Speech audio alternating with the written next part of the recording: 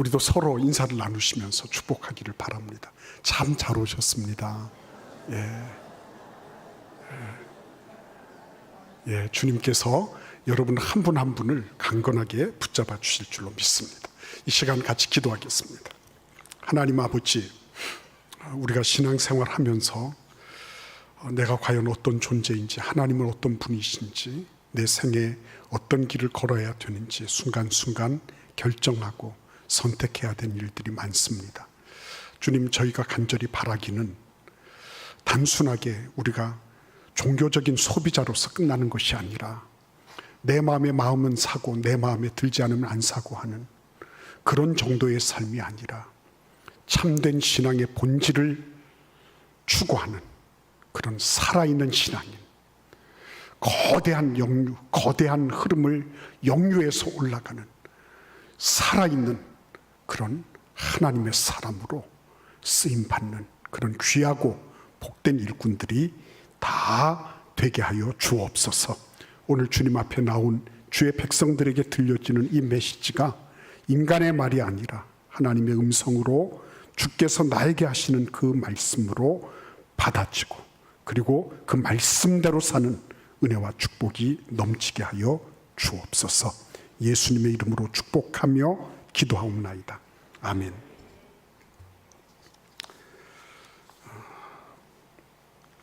그동안에 여러 사람들을 만나면서 제 자신을 위시해서 그 사람의 깊이와 됨됨이를 알아볼 수 있는 세 가지 경우가 있다는 것을 알게 됐어요. 첫 번째는 그 사람에게 침이 주어졌을 때 그 사람의 진면모가 드러나는 것을 봤습니다. 자기 결정권이 있고 자기가 뭔가를 해결할 수 있고 뭔가를 선택할 수 있을 때 그 사람의 됨됨이가 나타나는 것을 왕왕 보았어요. 두 번째는 그 사람의 고난이 그의 바닥을 드러내는 것을 보았습니다. 여러 가지 많은 고통과 고난이 있잖아요. 주변의 사람들로부터 등 돌림을 당하고 사회적으로 경제적으로 소외되고, 그래서 인생이 바닥을 칠 때 그 사람이 지금까지 어떻게 문제를 해결해 왔는가 하는 게 드러나는 거거든요. 그 사람이 어떻게 여러 가지 문제를 만났을 때 그거를 해결해 나가는 일상의 습관이 배어있나, 그게 나타나는 현장이거든요. 그래서 고난의 문제는 단순하게 고통으로 끝나지 않고 그 사람의 일상을 대변하는 그런 대표 함수로 나타나는 거죠. 세 번째는 그 사람의 깊이와 됨됨이를 알 수 있을 때는 뜻밖에도 형통할 때입니다. 형통할 때 사람은 여지없이 자신의 진면모를 드러냅니다. 한없이 가벼워지고 천박해지는 사람이 있는가 하면 더없이 진중해지고 책임감과 사명감으로 무장되는 그런 이들도 있습니다. 그래서 이런 분들은 대부분 보면 그 생의 목표가 뭐였나, 그가 무엇을 위해서 살아왔나 하는 것을 보면 형통할 때, 잘 될 때, 뭔가가 뜻대로 잘 풀려질 때를 보면 그 사람이 얼마만큼 무게감을 가지고 이 인생을 비중 있게 살아가는가를 여지없이 알아볼 수 있는 것입니다. 오늘 본문 말씀에 등장하고 있는 여호람이라고 하는 이 왕은 어떻게 보면 참 안타까운 왕이 아닐 수가 없죠.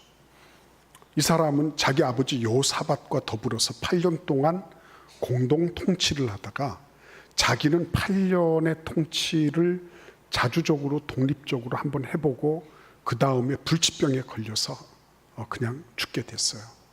근데 그에게 주어져 있는 오명이 뭐냐면 하나님 앞에 악을 행했다는 거죠. 겉으로 볼 때는 다 문제가 없어요. 북이스라엘하고도 잘 지냈고 아합의 딸을 데려다가 정략 결혼도 하고, 그래서 남북 간에 아주 괜찮은 그 평화적인 그런 관계를 맺었어요. 그러나 이런 부분들이 북이스라엘의 그 우상 숭배, 북이스라엘의 이교 문화가 남유다 왕국으로 물밀듯이 들어오는 물꼬를 터줬다, 라고 하는 것에 대해서 어느 누구도 이견을 제시하지 않아요. 자기는 필요했기 때문에 정략 결혼을 했어. 필요했기 때문에 북이스라엘과 더불어서 뭔가를 서로 교통하는 그런 관계를 맺으려고 했어요. 그러나 결과적으로는 하나님 앞에 악을 행하게 됐다는 거죠. 악을 행하게 되면 여러 가지 많은 징조들이 나타납니다. 근데 그런 징조들 가운데 하나는 에돔이라고 하는 나라가 드디어 배반을 하고 지금까지 조공을 바치던 곳에서 이제는 독립을 선언하고 빠져나가는 거예요. 라빠라고 하는 블레셋의 도시 국가도 빠져나가는 거죠. 하나씩 통제권 바깥으로 빠져나가는 모습을 보게 되는 것입니다. 그러나 그보다 더 두려운 것은 하나님께서 남유다 왕국, 요람의 왕국을 물리치시려고 하셨지만 그렇게 하지 않으셨다는 거죠. 겉으로 볼 때는 괜찮아요. 국방이나 문화나 경제나 이런 것들 괜찮은 지표예요. 그러나 속으로는 보이지 않는 영역에서는 그들은 어마어마한 실책을 범하고 있었고 요람은 하나님의 멸망 리스트 위에 올라가게 된 것이었어요. 그런데 오늘 이 말씀을 우리가 한번 찾아보기를 바라는 것입니다. 9절을 한번 같이 읽어볼까요? 19절입니다. 19절을 읽어보겠습니다. 여호와께서 그의 종 다윗을 위하여 유다 멸하기를 즐겨하지 아니하셨으니 이는 그와 그의 자손에게 항상 등불을 주겠다고 말씀하셨음이더라. 아멘. 유다 멸하기를 즐겨하지 않으셨다. 그리고 하나님께서 다윗에게 약속하시기를 내가 너와 네 자손에게 등불을 계속해서 항상 등불을 주겠다라고 약속하신 것이 때문에 그 사실 때문에 하나님은 지금 남유다 왕국을 멸망시키지 않으신 거라는 거죠. 간혹 저는 이런 걸 봅니다. 그분은 이렇게 신앙생활에 대한 별 관심이 없어요. 근데 가만히 보면 몇 대 신앙일 수도 있고 모태 신앙일 수도 있고 이래요. 근데 외향적으로 보면 그분이 진짜 신앙인인지 아닌지도 모르겠고 굉장히 자유롭게 막 사는 것 같아요. 그래도 아무 문제가 없는 것처럼 보여요. 본인도 그래서 오해를 해요. 이렇게 살아도 아무 문제가 없구나. 근데 사실 이런 뒤안길에 이런 일이 있다는 것을 잘 감지하지 못하기 때문에 일어난 일일 수도 있어요. 요람은 자기 갈 길대로 갔습니다. 그런데 겉으로 볼 때는 북이스라엘하고도 잘 지내고 다른 모든 지표들이 다 괜찮아 보였어요. 그 할아버지 다윗 왕이 하나님께 어떻게 했는지를 모르는 거죠. 그 다윗 왕의 그 행실, 하나님 앞에서의 그 행위, 그가 드렸던 그 기도, 하나님과의 언약, 이런 부분들이 자기에게도 말할 수 없는 그런 혜택을 끼쳐서 그래서 그 여진이 지금도 계속되고 있는데 은혜와 긍휼의 여진이 계속되고 있음에도 불구하고 내가 잘하는 거야 라고 생각하는 경우가 많은 거죠. 저도 모태신앙으로서 그런 착각을 하며 산 적이 한두 번이 아니에요. 어머니의 기도, 할머니의 기도, 주변에 많은 어르신들의 기도가 쌓이고 쌓였죠. 근데 저는 제 자신이 잘나서 그렇게 하는 것처럼 착각하고 교만하고 우쭐대고 그런 적이 한두 번이 아니다.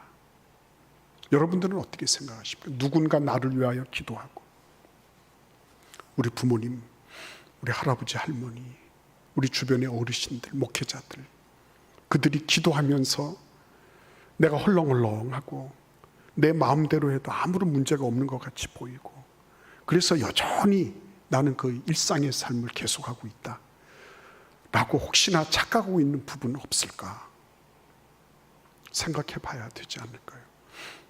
요람은 꿈에도 생각하지 못했을 것입니다. 다윗 왕 까닭에, 다윗 왕 때문에 자기 할아버지, 자기 손조 다윗 왕에게 약속하신 그 약속을 지키기 위해서 하나님이 자신들을 지금 유예하고 계시다는 것을 꿈에도 생각하지 못했을 거예요. 여러분, 주님 앞에 잘 생각해야 됩니다. 내가 무슨 직분을 맡고 내가 어떤 일을 잘 감당하고 있고, 맞아요, 내가 헌신하고 내가 노력하고 내가 힘쓰고 있는 거 맞아요. 그럼에도 불구하고 누군가 나를 위하여 기도하셨기 때문에, 누군가가 나를 위하여 내가 알지 못하는 그때 그 시절에 벌써 하나님 앞에 씨앗을 뿌려놨기 때문에 내가 지금 그것을 추수하고 있는 것은 아닐까, 이런 생각을 해야 되지 않을까 하는 것입니다. 여러분, 그래서 이런 일들 속에 다윗 왕이 도대체 어떤 존재인가를 생각하지 않을 수 없었어요. 그가 힘이 있을 때 어떻게 했죠? 다른 예를 들어 볼까요?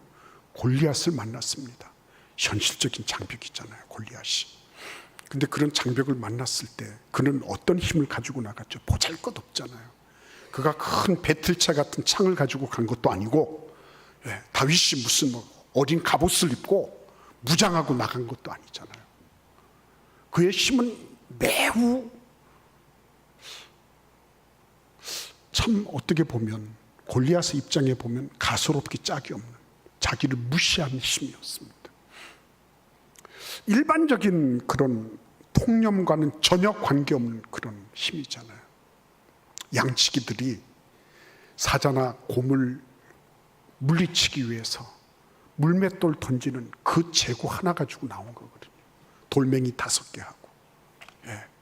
힘이 다윗에게 나름 있었어요. 근데 그 힘은 인간적으로 보면 별 볼품없는 힘이었습니다. 그런데 하나님은 다윗이 그 힘을 활용해서 골리앗을 눕히도록 만드셨어요. 여러분, 잘 생각하십시오. 결정권을 가지고 있을 때 힘을 어디에 쓰느냐? 자기 형 삼마가, 야 임마, 네가 어떻게 여기 와서 요동을 하냐? 그럴 때 형을 향해서 던지지 않았어요. 자기에게 마음 들지 않는 사람을 향하여 물맷돌 던지지 않았어요. 하나님을 대적하는 이스라엘 자손들을 비웃으면서 40일을 나와서 으르렁거리던 그 골리앗을 향해서 선 거예요. 강자 앞에 강했던 거예요. 강자 앞에. 그래서 그가 본 것은 무엇입니까? 골리앗 자신만을 본 게 아니죠. 뭘 봤죠? 골리앗을 한갓 흙으로 빚은, 그죠? 그 한갓 흙으로 빚어진 존재라고 하는, 그래서 그 골리앗의 연원을 따지고 들어가 보니, 이것은 그 호흡이 코에 있는 존재에 지나지 않는 거다라고 하는 것을 깨달았잖아요. 내가 감히 피조물로서 창조주 하나님을 우습게 알아? 난 너를 단죄할 거야, 이렇게 된 거죠. 그래서 그가 물맷돌 던져서 정말 그 이마에 큰 구멍을 내면서 일발필도로 넘겨뜨렸습니다. 그는 그런 거 생각하지 못했어요. 이게 비대칭 전략이다, 근접전이 아니라 원거리 타격전이다, 이런 소리 하지 않았습니다. 평소에 하던 대로 했어요. 평소에 목장이 사던 그대로 그 재구를 그대로 가지고, 그리고 골리앗을 상대했어요. 골리앗을 상대했는데 골리앗은 어떤 존재죠? 하나님이 만들어 놓으신 피조물에 지나지 않는다. 그렇죠? 내가 산을 향하여 눈을 들리라. 나의 도움이 어디서 올고, 나의 도움은 천지를 지으신 여호와 하나님께로서다. 그죠? 천지를 지으신 하나님을 본 거죠. 골리앗, 그 지금 현재 나의 현실을 가로막고 있는 장벽을 본 것이 아니라 이 장벽을 포함해서 이 모든 천지와 만물을 지으신 하나님을 보고 있었던 거죠. 그러니까 이 재구, 이 슬링, 물맷돌 이거 하나 가지고 여지없이 대적을 물리칠 수 있었던 거죠. 그는 보는 눈이 남달랐던 겁니다. 결정권이 있었어요. 힘이 있었어요. 그거 가지고 아무데나 사용하지 않았습니다. 꼭 써야 될 때 썼어요. 그렇죠? 써야 될 때 썼습니다. 근데 여러분, 두 번째가 있어요. 다윗의 장면 속에 굉장히 중요한 장면이 있죠. 그가 고난당할 때 어떻게 했나요? 진짜 고난은 무엇이었습니까? 사울 왕이 밤낮 그를 추격했잖아요. 토벌대 만들어서. 그러니까 너무 힘들고 고단했어요. 오죽하면 블레셋 나라에 가서 연기까지 했겠습니까? 만약 오늘날 아카데미 주연상을 주라 그러면 다윗 왕이 받았을 거예요.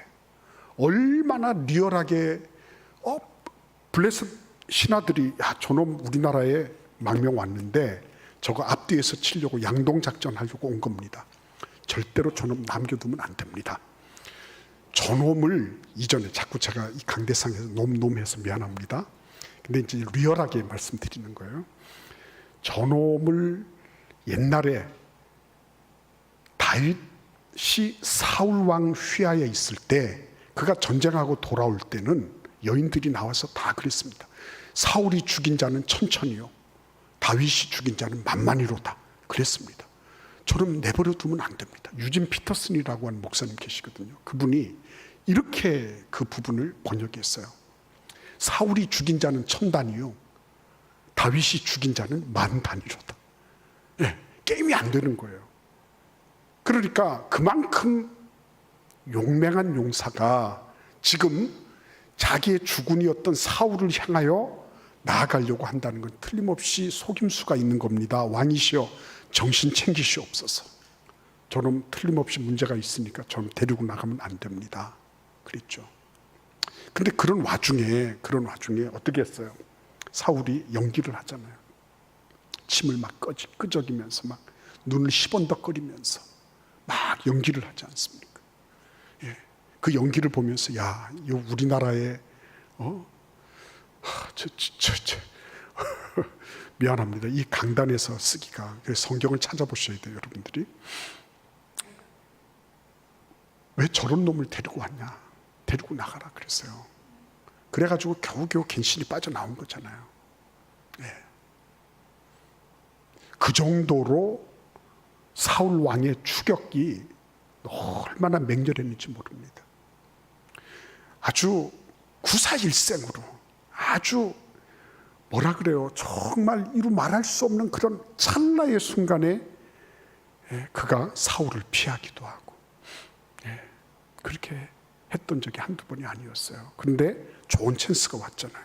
어떤 때였죠? 엔게디 동굴에 숨어 있을 때 사울 왕이 용변을 보러 들어온 겁니다. 지금까지 다윗은 어떤 사람이었어요? 살인병기였습니다. 자기가 일당백으로 블레셋 다 죽이고 그 포피를 베어서 올 정도로, 그 정도로 대단한 살인병기였어요. 마음만 먹었으면 얼마든지 처단할 수 있는 그런 대상이 사울 왕이었습니다. 그동안에 얼마나 많은 아픔을 줬어요. 얼마나 많이 억울하게 당했습니까? 얼마나 많이 쫓겼습니까? 이제 딱 한 번 칼을 휘두르면 그 모든 지난날의 고통을 끝내버릴 수 있는 거예요. 근데 어떻게 하죠? 그가 본 것은 원수 대적 사울이 아니었어요. 그가 본 것은 무엇이었습니까? 하나님의 기름 부은 자였어요. 이 부분이 너무 소중한 거예요. 그가 본 것은 지금 나를 괴롭히고 내 생애에 어마어마한 고통을 안겨다 준 원수 대적이 아니었습니다. 그 이전에 하나님이 기름 부으셔서 왕으로 세우신 사람, 사울 왕 자체가 아니라 그 너머에서 사울을 세우신 하나님을 의식하고 있었던 거예요. 이게 다른 거죠. 그가 고난을 당하고 있을 때 그의 문제 해결의 방식이 뭐였냐 하고 물어보면, 아, 그래, 그는 하나님을 의지하려고 했던 사람이에요. 그렇죠? 하나님 의지하려고. 어떻게 해서든지 그 너머에 나타나 있는 현상 자체가 아니라 그 너머에 하나님께서 배치하신 뜻이 무엇인가, 이거를 찾아보려고 애썼던 사람, 그 사람이 다윗이었어요. 근데 여러분, 정말 무서운 테스트가 있습니다. 그거는 잘 될 때예요. 잘 나갈 때입니다. 형통할 때입니다. 이거는 참 힘든 겁니다. 형통할 때. 그는 정말 형통할 때를 만났어요. 모든 사방의 원수들 다 잠잠해졌습니다. 예.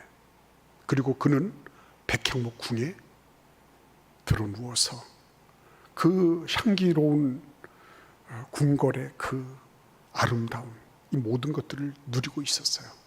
근데 불현듯 그에게 무슨 생각이 떠올랐죠? 하나님의 법궤, 하나님의 말씀을 집어넣은 법궤가 생각났어요. 자기는 번듯한 집에 초석을 깔고 백향목으로 올려서 제대로 된 집에 거하고 있는데, 하나님의 법궤는 지금 임시 텐트 아래 거하고 있구나, 이 생각을 한 거죠. 하나님이 감복하신 것 아닙니까? 내가 지금 나 혼자 일신상에 아무 문제가 없어요.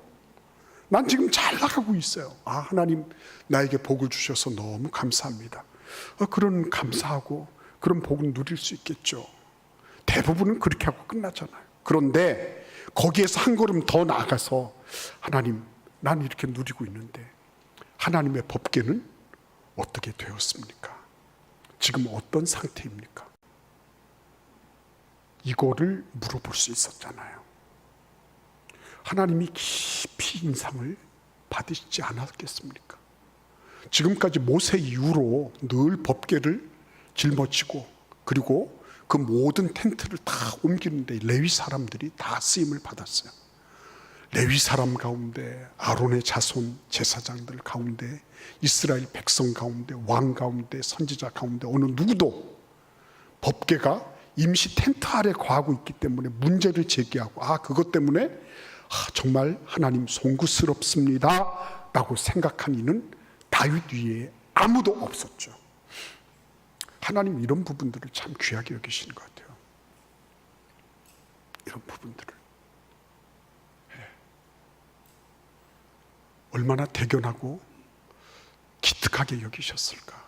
다들 이거 하나님 주신 복입니다라고 얘기하는 거는 어렵지 않아요. 이거 다 하나님 감사합니다. 참 그렇게 감사할 수 있는 것만도 하나님은 귀하게 여기실 거예요. 그런데 거기에서 진일보해서 하나님의 관점, 하나님의 법궤, 그 말씀이 어떤 위치에 있는지를 보면서, 하나님, 저렇게 임시 거처에 있는데 이거 어떻게 하면 좋지? 이 생각 한번 한 거지 않습니까? 하나님께서 그에게 그냥 얼마나 많은 약속을 하시고, 내 후손이 앞으로 너에게서 끊어지지 않을 것이다 약속하시고, 대견하게 여기시고, 그래서 예수님이 다윗의 자손이라고 일컬음을 받는 일을 조금도 부끄러워하지 아니하시고, 예수님 다음으로 성경에서 가장 많이 기록된 인물로 다윗이 지칭되는 거 별로 놀랍지 않은 거예요. 그런 신앙생활을 할 수 있다면 얼마나 복될까, 그렇죠? 형통한데, 나는 그거 누리기에도 급한데, 근데 그 급한 자리에서 한 걸음 더 나아가서 하나님께서 어떤 입장에 있으실까? 그거 하나님께서 받으신다고 뭐 그러실까요? 그렇죠? 하나님이 그 마음과 그 자세를 보고 계신 거죠. 이렇게 말하면, 하나님, 다윗은 참 대단한 인물이라고 생각하실 거예요. 근데 시편의 150편 가운데 73편이 다윗의 시입니다. 근데 그 다윗의 시가 시편 23편처럼 뭐 목가적인 시도 있고요, 찬양 시도 있고 그런 것 같지만요, 사실은 그 가운데 자기의 죄를 주님 앞에 절절하게 고백하는 그런 시가 있다는 거 여러분 아시죠? 시편 51편에 보시면 이렇게 그가 하나님 앞에 절절히 절규하고 있는 모습을 보게 되는 겁니다. 5절에서 7절 말씀을 제가 읽어드리겠습니다. 내가 죄악 중에서 출생하였으며 어머니가 죄 중에서 나를 잉태하였나이다. 보소서, 주께서는 중심이 진실함을 원하시오니 내게 지혜를 은밀히 가르치시리이다. 우슬초로 나를 정결하게 하소서. 내가 정하리이다. 나의 죄를 씻어 주소서. 내가 눈보다 희리이다. 이 얘기는 무슨 얘기예요? 죄 지었잖아요. 우리아의 아내 밧세바를 범하지 않았습니까?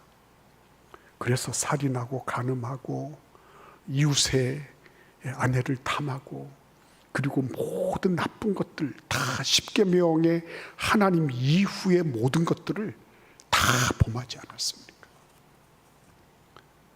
다윗이 정말 완벽했겠습니까?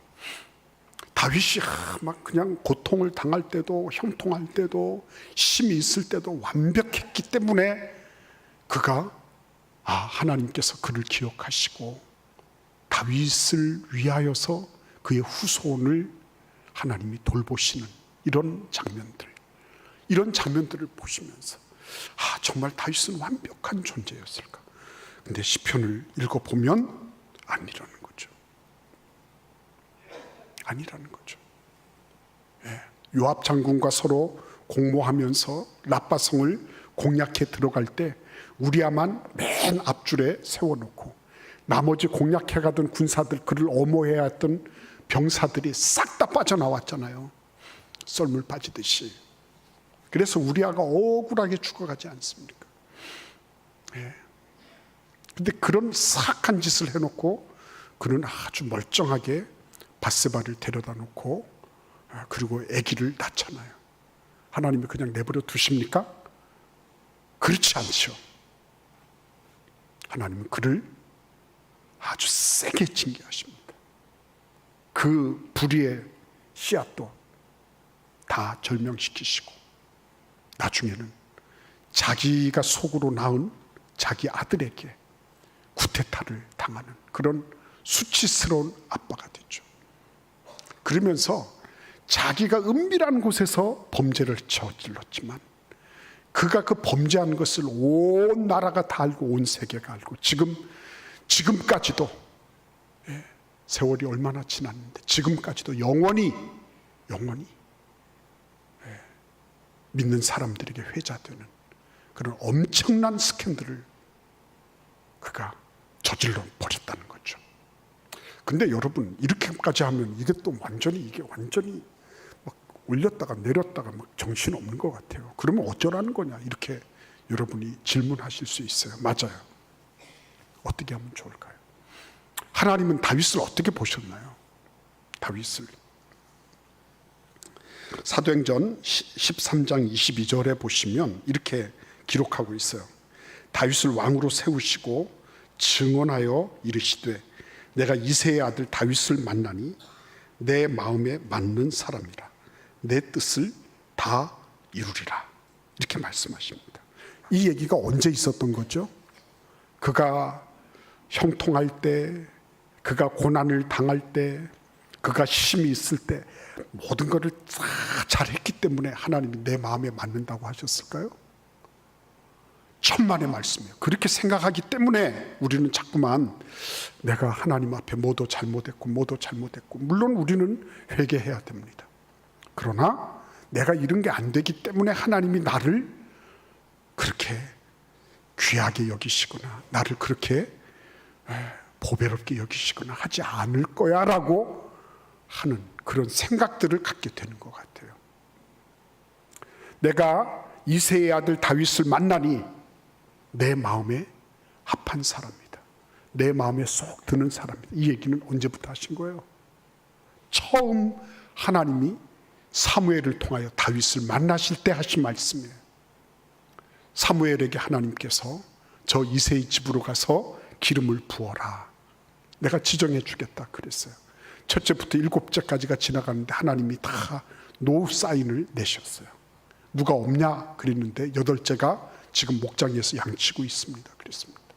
그 정도로 다윗은요 가정에서도 별 존재감이 없는 사람이었다고요. 그런데 이 다윗을 어떻게 했습니까? 하나님께서 딱 만나시면서 너는 내 마음에 합해, 너는 내 마음에 쏙 드는 사람이야 라고 말씀하신 거예요. 그때 이후로 그의 생은 내 마음에 합한 존재로서의 삶을 살아가는 일에 맞춰지는, 기준이 확 높여지는 그런 축복을 누리게 된 거예요. 그래서 여러분, 우리가 우리 자신을 명확하게 잘 보는 일은 필요한 거예요. 다윗은 자기가 범죄했을 때 있는 그대로 정직하고 솔직하게 그것을 다 고백할 줄 알았어요. 죄 때문에 죽는 사람은 없습니다. 죄를 회개하지 않아서 죽을 뿐이에요. 다윗은 정직하게 다 내려놓고 있는 그대로를 다 밝혔습니다. 눈물로 요를 적셨습니다. 철저하게 회개하고 돌아섰습니다. 그것을 받으신 거죠. 그것을. 여러분, 그 이후에 다윗은 어떻게 했죠? 하나님의 마음에 맞는 합한 사람으로서의 삶을 다시 회복하게 되는 거죠. 우리도 넘어지고 자빠질 때가 많아요. 하루에도 몇 번씩 범죄할 때도 있어요. 그럼에도 불구하고 그것이 하나님 앞에 합당하지 않다는 것을 알게 됐을 때 하나님께 나와서 회개하는 거죠. 주님, 이거 정말 잘못됐습니다. 내가 그런 생각을 다 했습니다. 내가 그런 말을 했습니다. 주님, 불쌍히 여겨주세요. 그죠? 하나님 앞에 내놓고 있는 그대로를 회개하는 거죠. 그리고 다시 뭘 하는 겁니까? 다시 하나님께서 나를 불러주셨던 그 자리 다시 회복하는 거 아니에요. 그죠? 하나님은 한 번도 우리를 떠나신 적이 없으신 분이에요. 우리의 생애 속에서 한 번도 우리를 그냥 네가 이렇게 했기 때문에 너 문제다, 나 너를 버리겠다, 이렇게 하신 적이 없어요. 영원히 함께 하시겠다고. 그 영원히 함께 하시겠다고 하는 약속이 어디에 있어요? 그 말씀이 어디에서 이루어졌어요? 예수 그리스도의 십자가에서 이루어졌어요. 예수 그리스도의 십자가를 보니까 아, 그래, 나를 얼마나 사랑하셨는지 알겠는 거예요. 내가 비록 이런저런 죄를 짓고 많은 실수를 범하고 설익은 생각을 하고 그리고 잘못된 선택을 하고 그랬음에도 불구하고 예수 그리스도 한 분뿐이 없는 그 하나님의 아들 예수 그리스도를 보내주셔서 내 죄를 싹 다 도말하신 거예요. 그것도 내가 받아야 될 형벌, 내가 받아야 될 저주를 다 그분에게 전가시키시고 그리고 나를 완전히 새롭게 거듭나게 해서 나를 뽑아주신 거예요. 그러니 여러분, 사탄 마귀가 와서 자꾸만 그러잖아요. 힘 빼는 소리 하잖아요. 너 그래가지고 되겠니? 이게 교회니? 이게 나라니? 이게 뭐니? 이런 소리 계속 하잖아요, 여러분. 네. 그런 소리를 왜 듣고 있습니까? 그런 소리를 왜 넘어가십니까? 다윗은 비록 불완전한 존재였어요. 그럼에도 불구하고 골리앗 그 너머에 계신 하나님, 골리앗마저도 창조하셔서 그 뜻에 따라 움직이시는 그 하나님 볼 수 있었어요. 네. 사울 왕을 보면서 이놈 잘 만났다가 아니었어요. 그에게 기름 부으신 하나님을 먼저 봤어요. 그가 형통하고 잘 나갈 때 그것에 겨워서 그냥 그것에 익사당하지 않았어요. 그 너머에 계신 하나님께서 어떤 형편에 계신지를 자신의 형편을 따지면서 가늠했어요. 그렇죠? 결과가 뭐였습니까? 그는 이 세상에 없는데 하나님은 그가 마치 있는 것처럼 그하고의 약속을 계속 지켜나가시는 거죠. 이 세상에 존재하지 않는 사람인데 하나님은 그의 존재가 마치 지금 현존하고 있는 것처럼 그의 영향력을 계속 이어주고 계신 거죠. 여러분, 우리가 이 세상에 얼마나 오랫동안 거할지 몰라요. 그러나 우리의 생은 우리의 생으로 끝나는 것이 아니고 우리를 통해서 이 다음 세대, 나를 통해서 내가 알지 못하는 그 후손들, 나를 알지 못하는 그 후대들이 나타날 때에 나의 삶의 어떤 부분들이 그들에게 여전히 여운을 남기고 그들에게 여전히 계속적으로 하나님의 은혜와 긍휼의 통로로 내가 쓰임받는 그런 일들이 일어나도록 하나님은 다윗을 통해서 우리에게 지금 보여주고 계시는 거예요. 여러분 생각하십시오. 우리는 때때로 많은 문제가 있어요. 내 주변을 봐도 어디를 봐도 별로 희망이 없어 보일 때가 있어요. 맞아요. 그럼에도 불구하고 하나님 앞에 생각하셔야 됩니다. 그 너머에 하나님께서 나를 어떻게 보고 계신가? 그렇죠? 그 너머에. 예. 그래서 하나님께서 다윗을 기억하시고 다윗 때문에, 그리고 다윗을 위해서, 그렇죠? 그의 후손을 지키시고 보호하신 것처럼 나는 내가 없을 때도 내 사랑하는 자녀들, 손자, 손녀들, 내가 알지 못하는 나의 후손들, 그리고 그 주변에 있는 많은 다음 세대들을 위해서 내가 지금 믿음의 길을 걸어가야지. 저는 다윗을 보면서 얼마나 감사했는지 모릅니다. 그렇구나. 내가 없어진다고 해서 없어지는 것이 아니구나. 예. 오늘 우리 같이 한번 기도할 수 있기를 바라요. 오늘 메시지를 생각하시면서 하나님, 나는 지금 어떻게 가고 있습니까? 내가 어떤 상황에 있든지 그 너머에 계시는 하나님을 기억했던 다윗처럼 그렇게 살 수 있게 해주세요. 잠시 동안 하나님 앞에 우리 같이 기도하겠습니다.